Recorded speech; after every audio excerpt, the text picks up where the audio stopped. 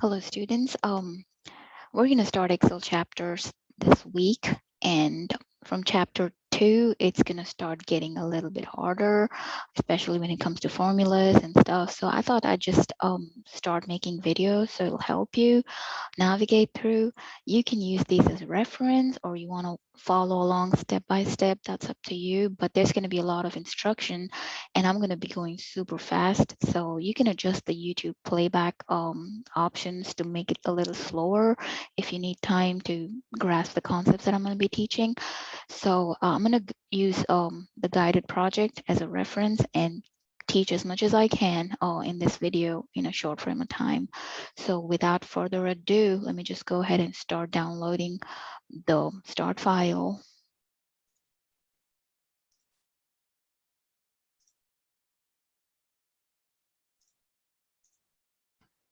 Okay, so that's the project that's due tomorrow. I'm going to download.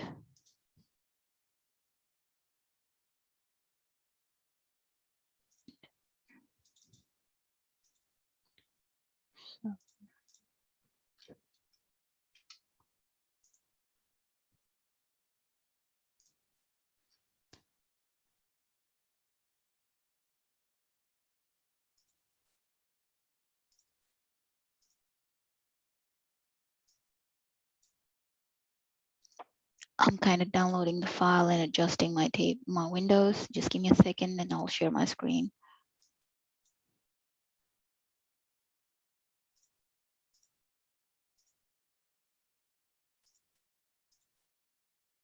Okay, so this is how I would like to lay out my instructions file and my file that I want to work with so I can see everything at the same time. So as y'all can see, I've enabled editing already. So right now this screen is split into 4. It's nothing more than actually viewing all this information, and the information is replicated in 4 different windows. For some reason, if you want to do any comparison on columns, it'll help you do that. So you want to look at this and another piece of information on another screen. That's what it lets you do. So at this point of time, it's asking us to remove the split. So I want to do it a little bit lower.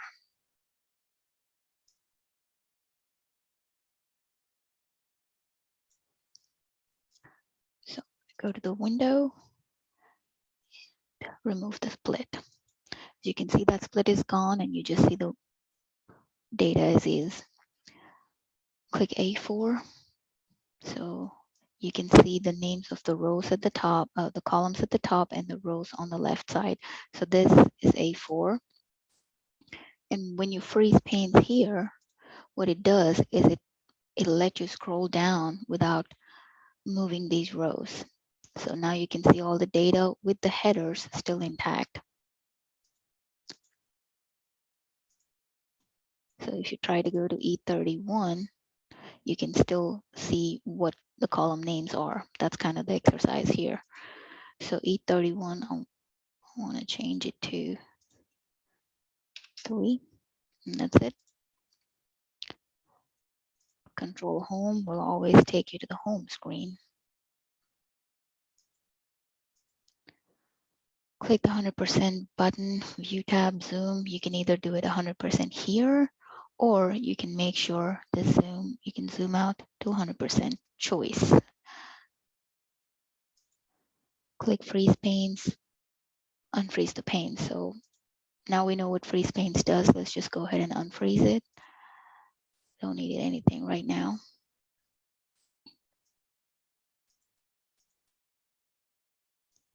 Okay. Next thing is to check the spellings. So that's spelled wrong. So you want to go ahead and change all the occurrences and the spell check is complete.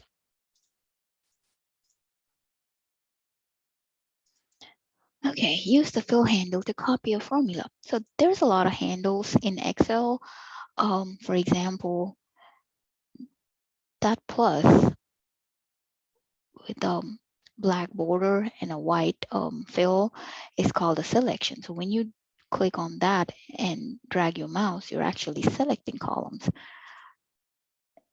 And if you see that one with 4 arrowheads pointing away from each other in 4 directions, and you do that, that's a move handle. It just moves the data from one location to another. But if you see this handle, that's called a fill handle. You can either fill formulas or formatting using that handle. So it's a solid black plus symbol. Well, if you see that one, that selects an entire row. That's an arrow pointing towards right, a solid black arrow. And if you do that, it selects the entire column. No matter how many rows you have in your file, it selects the entire column. If you see that one with a solid line in the middle and 2 arrows pointing away from each other, that's a resize. And you can do the same thing here. These two are the resize handles for rows and columns. And there's another column I'm going to see if I can hide. And if you see that one, 2 solid lines with 2 arrows pointing away, that's an unhide column pointer. So different kinds of pointers in Excel, I want you to be familiar with each of them. So in this instance, we're supposed to use the fill handle to copy the formula. So we click on H4 and 2 ways to copy the formula. At this point, I want you to see what the formula is. It says E4 times G4. So that is the quantity of the items versus the cost of the items, and that's the total value. So that's when I drag the formula. I'm just going to drag it for a second. I can see it's E5 to G5, and it copies the corresponding formula for those cells. So I could either do that, or I could double click and it copies the formula as far as the data goes. 2 ways to copy formula is drag and drop to wherever you want it, or double click if you want it for the whole data selection. So go back to Control Home and do the themes. So I want to go to Page Layout, Themes, and it says Ion. So I'm going to do that.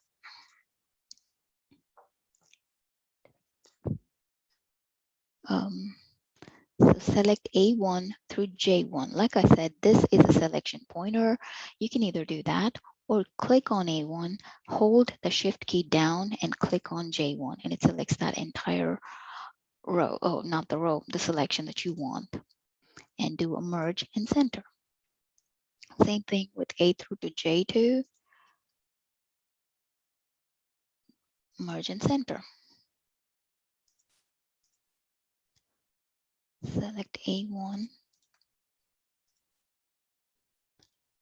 And then using cell styles, I'm going to say that's the title, and A2 would be heading 4.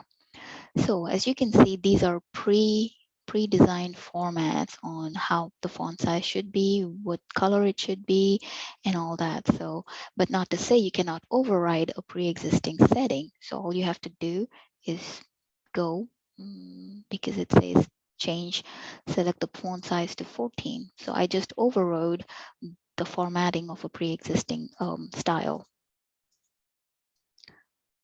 Point to row 1 heading and drag to select row 1, 2. So like I said, this is a row selection pointer. It selects all the rows, all the columns, no matter how many columns you have in the file, all the way back to, you can keep going, and this will select all of those rows, as you can see. So select the row 1 and 2 and then drag it here, and you're selecting 2 rows. So click the format button and choose row height. Different ways to do row height. You either go to format like it says and go to row height, right click here, do row height, whatever, dealer's choice. There's another way actually, but we'll see that later on.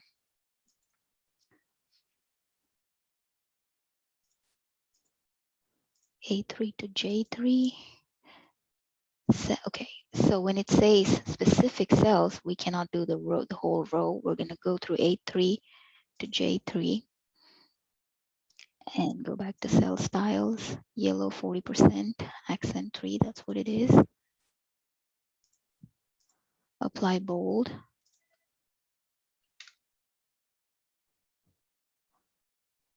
Now we click on the row 3 heading.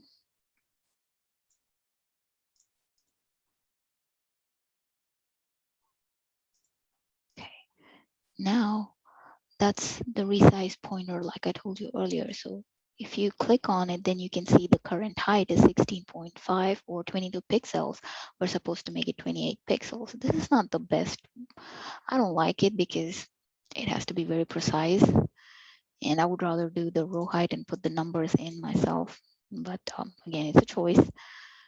Click the zoom out button in the status bar if necessary so you can see all the rows. So either you can go here or view and change the view percentage.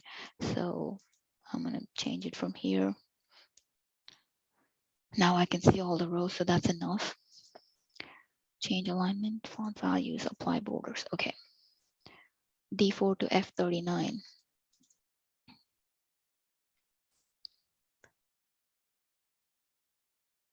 And center this data. Really? Okay. That's not the center. That's the center. That's the vertical alignment. I'm sorry about that. G4 to H39.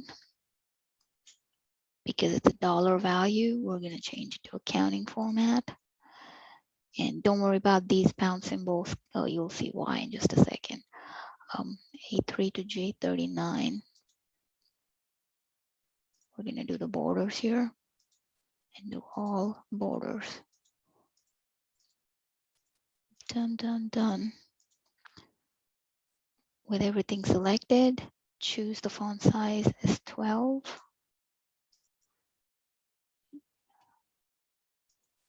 B4 to C39.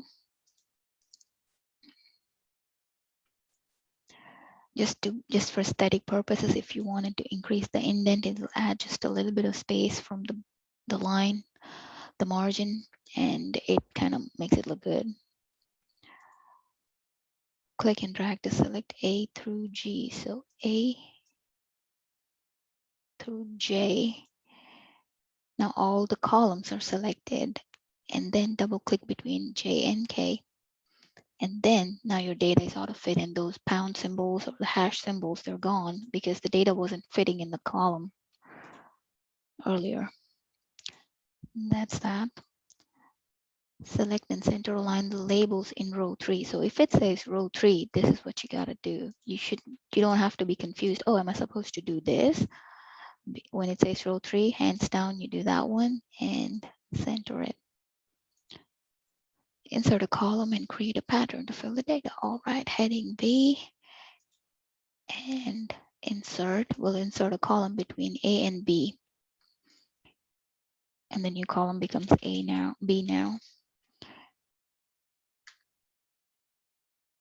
And B4 select no. B5 is no. And this is yes. Select B4 through B6 and increase the indent 2 times.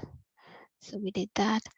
Now with these selected, if I do, earlier, remember we copied a formula. Now we're trying to copy a certain format of data along with its formatting, the 2 indents that we've already given it.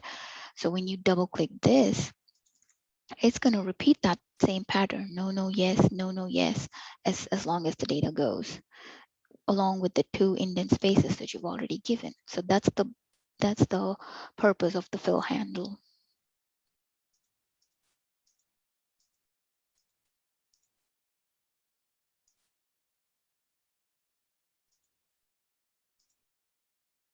All that's done. A4 through A39. Increase the indent 1 time. It just looks pretty with all that spacing. All right, Control Home takes it to the first row, first column. Double click the Sheet 1 tab. There are different ways you can change the name of a sheet. Either right click here and do rename, or just double click and start typing it. Press enter after you're done. And that's it. Click the page layout button in the status bar. So let's go back to the status bar and hover on each of these options. If it's gonna show up. I'm not sure why the tooltip is not showing. Let me see if I can raise it up. Yep, as you can see, that's the page break view, that's the page layout view, and that's the normal view. So let's go to the page layout view and scroll down, and you can see the header area. That's the left header, center header, right header, and same thing with footer. So there are many different ways you can get to the header footer tab.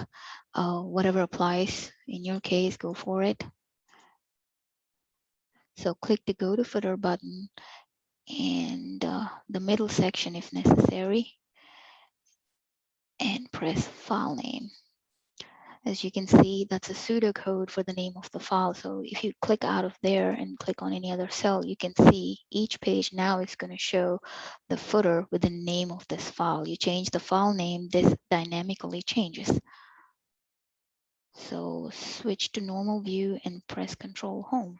So we're going to go back to the normal view and press Control Home to go to the first row, first column. Page setup options. You want to go to page layout and you want to go to the page setup launcher, and under orientation, change it to landscape, change it to fit to 1 page wide by 1 page tall, and hit OK. That'll print everything in the same page.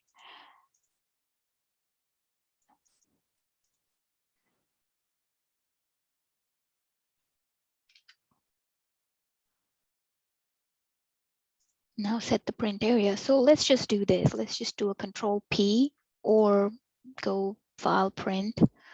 You can see when you send it to the printer, it's going to print out all this. What if you didn't want to print all this? You just wanted some information out of this, only a subset. The way to do that would be select cell A1 through K11, and you want to set the print area. And now when you do a Control P, it shows only the area that you've selected. I'm not going to print. Return to the worksheet, and that's it. There we go. I'm not going to check those boxes because I know I'm done. So go back to upload file. That's not where I saved it. Open. Yes, submit the file.